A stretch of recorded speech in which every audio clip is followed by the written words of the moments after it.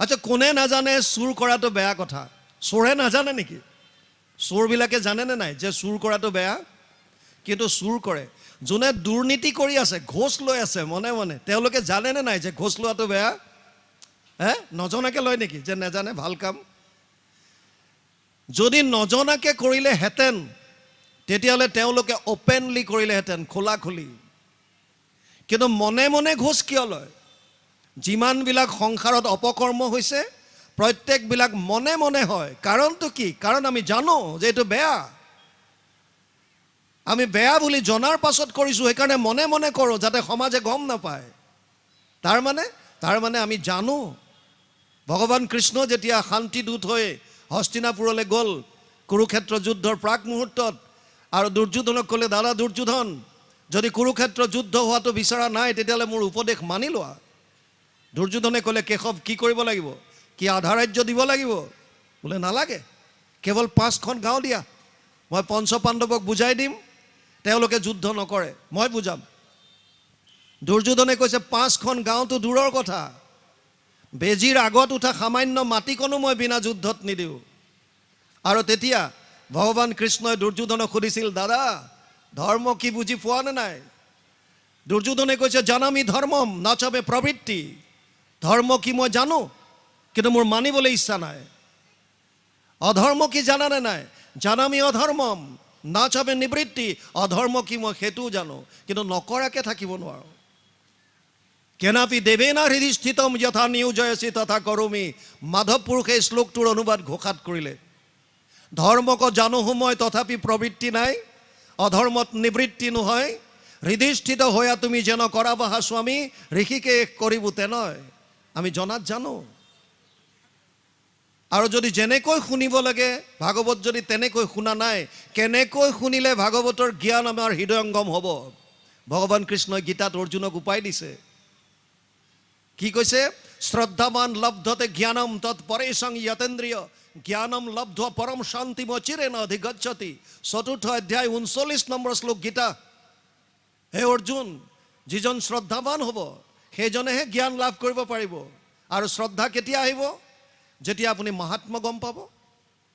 যিকোনো এজন ব্যক্তিৰ প্ৰতি আপোনাৰ শ্ৰদ্ধা কেতিয়া আহে?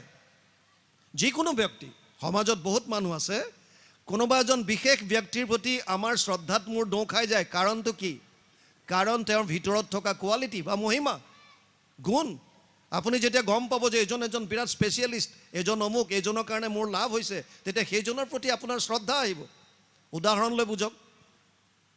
এখন ট্ৰেইনত এটা পৰিয়ালে যাত্ৰা কৰিছে। মাক বাপেক আৰু ল'ৰা ছোৱালী দুটা। AC 2 টায়াৰ ৰিজাৰ্ভেশ্যন কৰিছে, 4টা ছিট বুক কৰিছে। AC 2 টায়াৰত যিসকলে যাত্ৰা কৰিছে গম পাব যে তলত 2টা থাকে বাৰ্থ, ওপৰত 2টা থাকে, আৰু ছাইড বাৰ্থ 2টা। তেওঁলোকে 4টা ছিট বুক কৰিছে। আৰু আমাৰ এটা স্বভাৱ আছে যে যদি আমাৰ টিকেট কনফাৰ্ম হয় তে আমি ভাবোঁ যে আমাৰ ছিটত যাতে বেলেগে আহি আমনি নকৰে। আমি আৰামত যাব বিচাৰোঁ। আমাৰ ছিট বুক হৈ আছে, আমাৰ ছিটত বেলেগ কিয় বহিব? কিন্তু দিনৰ ভাগত ভাবিছে কোনোবা আহি বহি যাব পাৰে, সেইকাৰণে মাক বাপেক দুয়োটাই নিজৰ বেগবিলাক ওপৰৰ বাৰ্থটোত পাতলকৈ মেলি দিছে, ছিটটো অকুপাই কৰিছে। এফালে মাক বহিছে, এফালে বাপেক, আৰু ল'ৰা ছোৱালী দুটা সৰু সৰু, ইহঁতক ছিটত শুৱাই দিছে, মানে ভৰি মেলি পেলাই ছিটটো খালি অকুপাই কৰক, যাতে কোনো বেলেগ মানুহ বহিব নোৱাৰে। ট্ৰেইন চলাৰ প্ৰাক মুহূৰ্তত এজন ভদ্ৰ পুৰুষে হাতত এটা ব্ৰিফকেছ লৈ এই কম্পাৰ্টমেণ্টটোত উঠিল। আৰু তেওঁ দেখি যে 7 বছৰীয়া মানৰ সৰু ল'ৰা এটা ভৰি মেলি পেলাই মাকৰ কোলাত মূৰ দি শুই আছে। তেওঁ ল'ৰাটোক ক'লে যে পাই অকণমান ভৰিটো কচাই দিয়া, মই ইয়াতে বহোঁ, মই 4টামান ষ্টেচনৰ পাছত নামি যাম, মই সদায় অহা যোৱা কৰোঁ। ল'ৰাটোৱে একো কৰিবলৈ পোৱাই নাই। মাক বাপেক দুইজনে কৈছে, হাত ভৰি মেল। পিতেকক কৈছে, তাৰমানে ইনডাইৰেক্টলি বুজাই দিছে যে তুমি ইয়াত বহিব নোৱাৰিবা। মানুহজন ভদ্ৰ, গতিকে তেওঁ একো কোৱা নাই, ৰেলিংডালত ধৰি থিয় হৈ আছে। কি কৰিছা? চাউণ্ডটো নকৰিবা। ৰেলিংডালত ধৰি থিয় হৈ আছে। ট্ৰেইন যোৱা আৰম্ভ হৈছে। ট্ৰেইন চলা আৰম্ভ হৈছে। এই কণমানি 7 বছৰীয়া ল'ৰাটোৱে হাতত চিপছৰ পেকেট 2টামান লৈ গৈছিল। সৰু সৰু ল'ৰা ছোৱালী আছে, সেইটো ক'ৰবালৈ গ'লে কিবা খোৱা বস্তু লৈ লয়। তেওঁ চিপছৰ পেকেট দুটা সৰু ল'ৰাটোৱে লগত নিছে আৰু এতিয়া যেতিয়া মানুহজন ওচৰতে ৰৈ আছে তেওঁ চিপছকেইটা ল'ৰাটোৱে হাতত লৈ আছে খাবলৈ মন গৈছে কিন্তু মাক বাপেকে সৰুৰে পৰা এটা শিক্ষা দিছে যে শুই শুই খাব নাপায় আমাৰ সমাজত নাপায় বহুত আছে যিবিলাক নাপায় বিজ্ঞানসন্মত কোনো কাৰণ নাই লজিকেল কোনো গ্ৰাউণ্ড নাই এইবিলাক মানি লাভ নাই এইবিলাক হৈছে অন্ধবিশ্বাস যিবিলাকত বিজ্ঞানজনিত কিবা কাৰণ আছে যিটো আপোনাৰ লাভৰ কাৰণে নাপায় বুলি কৈছে সেইটো মানক তাৰ কোনো আপত্তি নাই যেনে কিছুমান জেগাত আইসকলক নামঘৰত সোমাবলৈ নিদিয়ে চাকি বন্তি জ্বলাবলৈ নিদিয়ে ওচৰলৈ আহিবলৈ নিদিয়ে মাজতে গুৱাহাটীৰ পৰা আমালৈ ফোন কৰিছিল এজনে তেওঁ মোক চিন নাপায় ইউটিউবত শুনিছে শুনি পেলাই কাৰোবাৰ পৰা নম্বৰ লৈ ফোন কৰিছে আৰু কৈছে যে বাপ এটা সমস্যাত পৰিছোঁ আপুনি ৰন্তু শইকীয়া হয়নে বোলো হয় কওক মই লখিমপুৰ অনুষ্ঠানৰ কাৰণে গৈ আছিলোঁ কৈছে আমাৰ নামঘৰৰ নামঘৰীয়াজনৰ মৃত্যু হ'ল আৰু বৰ্তমান আমাৰ সমষ্টিটোত আমাৰ ওচৰত এই নামঘৰৰ লগত জড়িত যিখিনি মানুহ আছে তাত নামঘৰীয়াৰ দায়িত্ব পালন কৰাৰ কাৰণে কোনো এজন বাপ আগবাঢ়ি আহিবলৈ ইচ্ছা কৰা নাই কিন্তু এগৰাকী আয়ে ইচ্ছা কৰিছে আইগৰাকীয়ে নামঘৰীয়া হ'ব পাৰিবনে নাই আমাক এইটো প্ৰশ্ন কৰিলে তে আমি ক'লোঁ যে ইয়াৰ উত্তৰটো মই নিজে নিদিওঁ মোৰ ভাষাৰে নিদিওঁ আপুনি ভাগৱতৰ ভাষাৰে শুনক বোলে কওক তে আমি ক'লোঁ যে বাক্য কৰ্ণ মনমুখ আছে মানে যাৰ হৰি ভকতিত সমস্তৰে অধিকাৰ বাক্য কৰ্ণ মন মুখ যাৰে আছে তাৰ হৰি ভক্তিত অধিকাৰ আছে গতিকে আইগৰাকীয়ে নামঘৰীয়াৰ দায়িত্ব পালন কৰিব পাৰিব নোৱাৰা কি আছে কিন্তু আমাৰ বহুতত এই বস্তুটো লৈ অবজেকশ্যন কৰে ভাগৱতৰ শাৰীত বহিব নিদিয়ে আগলৈ আহিবলৈ নিদিয়ে এয়া অন্ধবিশ্বাস আমি গাড়ী চলাই গৈ থাকোঁতে কেতিয়াবা আমাৰ আগত বেলেগ গাড়ী থাকিলে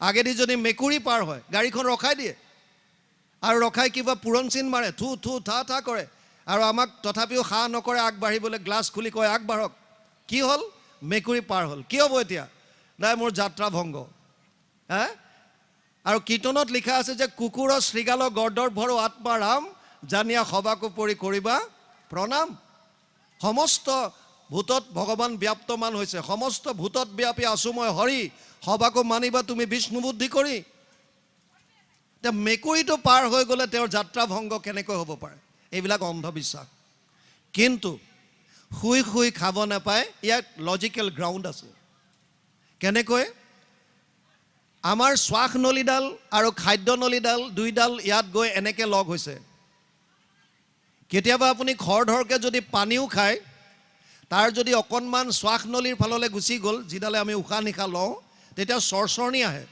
কাহ আহেনে নাই খৰধৰকৈ কিবা খালে অকণমান টুকুৰা এটা যদি আমাৰ এই উশাহ নলীডাললৈ গুচি গ'ল তেতিয়া চৰচৰণি আহে বস্তুটো উলিয়াই দিব বিচাৰে সেইকাৰণে কয় ধীৰে সুস্থৰে বহি পেলাই খাব লাগে এতিয়া মাক বাপেকে সৰুৰে পৰা শিক্ষা দিছে সন্তানকেইটাক যে শুই শুই খাব নাপায় এতিয়া ল'ৰাটো সমস্যাত পৰিল কাৰণ যদি সি বহি যায় তেতিয়া সেই থিয় হৈ থকা মানুহজন কাষত বহি যাব আৰু এতিয়া সি নাখালেও নোৱাৰা হৈছে ট্ৰেইন গৈ আছে কি কৰিব সেইকাৰণে উপায়ন্তৰ হৈ সৰু ল'ৰা ভাবিলে যি হ'ব হ'ব শুই শুইয়ে খাম আৰু চিপছৰ পেকেট ফালি খাবলৈ ধৰিলে দুটুকুৰামান যোৱাৰ পাছতেই তাৰ শ্বাস নলীত এটুকুৰা লাগি গ'ল আৰু চৰচৰণি আহিবলৈ ধৰিলে কাহ আহিবলৈ ধৰিলে ল'ৰাটোৰ আছিল হাঁপানী বেমাৰ এজমেটিক প্ৰব্লেম আছিল যেতিয়া কাহিবলৈ ধৰিলে চৰচৰণি খালে লগে লগে শ্বাস নলী ফুলি গ'ল আৰু উশাহ ল'বলৈ কষ্ট পাইছে ঘেৰঘেৰণি আহি গ'ল এয়াৰ কণ্ডিশ্যন কোচত ঘামি জামি ল'ৰাটোৰ অৱস্থা নাইকিয়া হৈছে কাৰণ উশাহ ল'ব পৰা নাই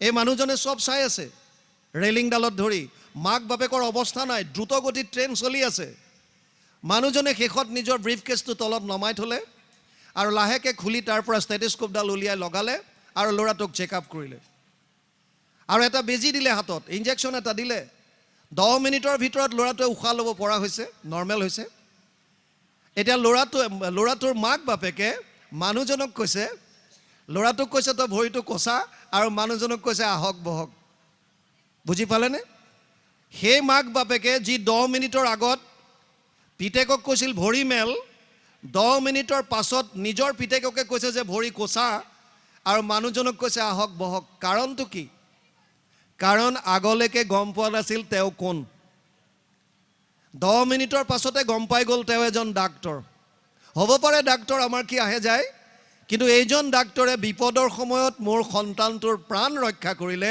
গতিকে তেওঁৰ প্ৰতি এটা শ্ৰদ্ধা আহি গ'ল আৰু সেইকাৰণে নিজৰ ৰিজাৰ্ভ আসনত বহিবলৈ স্থান দিলে।